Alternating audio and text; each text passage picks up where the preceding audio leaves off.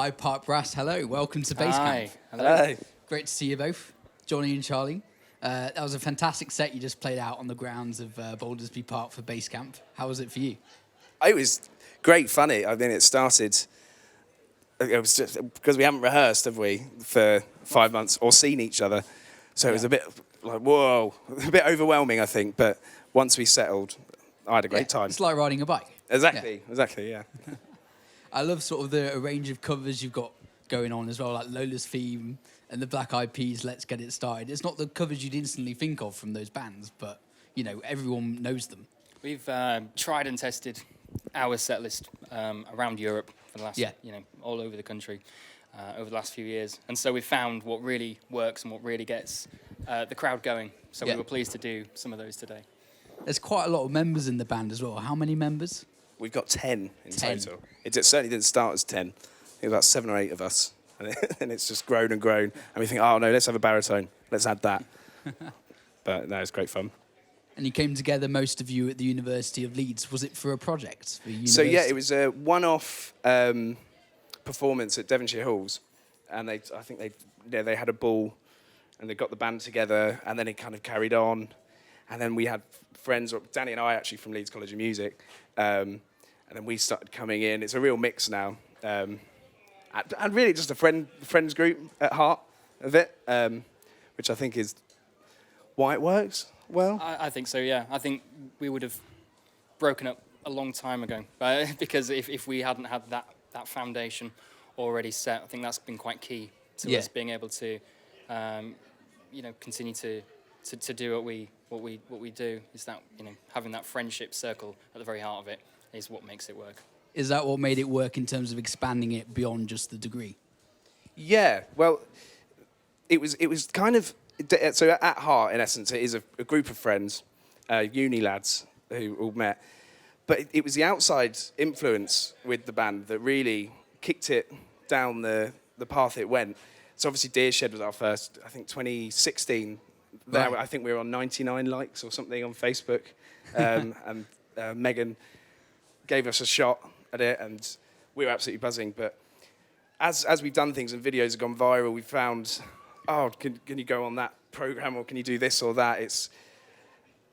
We kind of stumbled in. It's not really answering, is it? But it's a funny journey. But it's it's just grown quite naturally beyond what we thought would be possible with the setup that we have. Because in essence, we're just like you say, call it uni blokes with brass instruments, which, on the face of it, is what provides the element of surprise, I think, for the audience. Because, as you said before, you wouldn't expect us to be playing Beyonce and all these popular artists, Robin S. But that's what we do, and that kind of is part of why it works so well, because it's that element of surprise for people.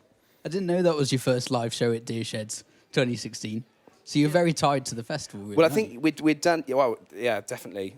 We'd done a couple of pub ones and some ones for beer in the University Union in Leeds. But as I say, first thing is, Deershed have dropped an email and all that. And so it was massive. So it is really close to us, Deershed. We love it. The last time you played was a couple of years ago, which is a very memorable set. Will you tell us about that? In the last time, 2 years ago? Yeah. Oh, God, yes, I know what you mean. We were walking around the arena playing, and then they had this activity of climbing up trees.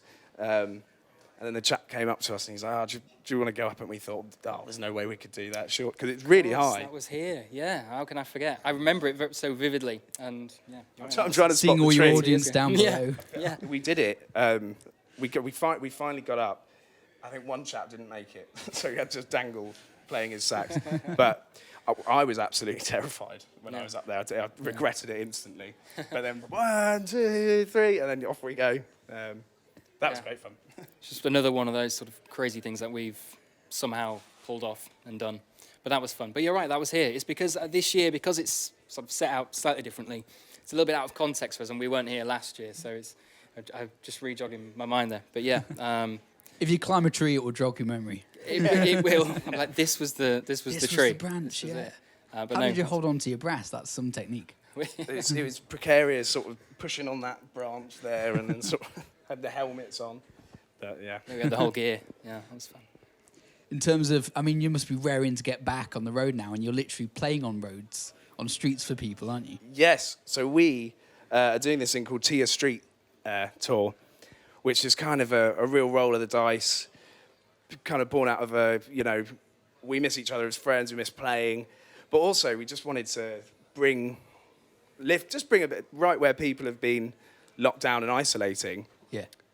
Lift their spirits, really, and why not? So we set up a crowdfunder, and it's kicked off, and yeah, it starts this week. We're going off to practice and things like that, but we're going all over. We're going right up to Scotland, down to Cornwall, and it won't be like a normal tour because we're creating our own bubble as such. And Yeah, there's a lot more things to think about on this, and as such, it's created a lot more, all the organisation side of it, risk assessing. I know we've both been very deep with that, which is not something we would usually have to be worrying about to the extent that we have been, but because obviously we just want it to go well, and we don't want to get into any bother. So we've been making sure we've got all the right measurements in place. And we think taking it to people's streets direct is the best way of doing it, and people can enjoy it from the front door. They don't even have to really think about being around people. So that's why it works well, and so we're really looking forward to it. Can people still book you?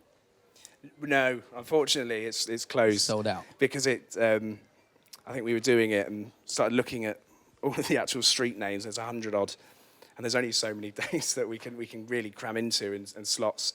So unfortunately not. But we will be back. Yeah. So there we go. Hyde Park Brass coming to a street or a tree near you. Yeah, exactly. Yeah. Or a tree, yeah. Charlie and Johnny, it's been great to see you. Thanks for coming to Basecamp. Thank you. Thank you very much. Cheers.